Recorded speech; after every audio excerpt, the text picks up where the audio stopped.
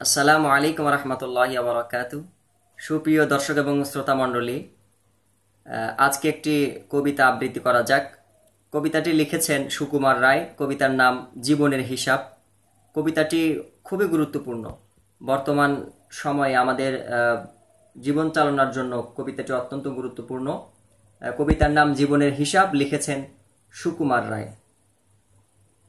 বিদ্যে বোঝাই বাবু মশাই চড়ি শখের বোটে, মাঝিরে কন বলতে পারিস সূর্যি কেন ওঠে, চাঁদটা কেন বাড়ে কমে, জোয়ার কেন আসে। বৃদ্ধ মাঝি অবাক হয়ে ফেল ফেলিয়ে হাসে। বাবু বলেন, সারা জীবন মরলি রে তুই খাটি, জ্ঞান বিনা তোর জীবনটা যে চারি আনায় মাটি। খানিক বাদে কহেন বাবু, বল তো দেখি ভেবে, নদীর ধারা কেমনে আসে পাহাড় হতে নেবে, বলতো কেন লবণ পোড়া সাগর ভরা পানি। বৃদ্ধ বলে, আরে মশাই অত কি আর জানি। বাবু বলেন, এই বয়সে জানিস নেও তাকি, জীবনটা তোর নেহাত খেলো অষ্ট আনাই ফাঁকি। আবার ভেবে কহেন বাবু, বলতো ওরে বুড়ো, কেন এমন নীল দেখা যায় ওই আকাশের চূড়ো, বলতো দেখি সূর্য চাঁদে গ্রহণ লাগে কেন।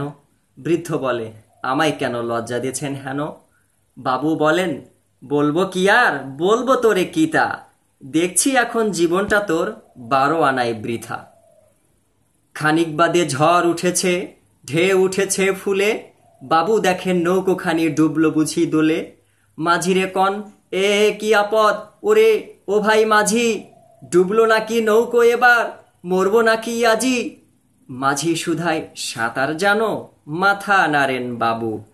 মূর্খ মাঝি বলে, মশাই এখন কেন কাবু, বাঁচলে শেষে আমার কথা হিসেব করো পিছে, তোমার দেখছি জীবনখানা 16 আনাই মিছে।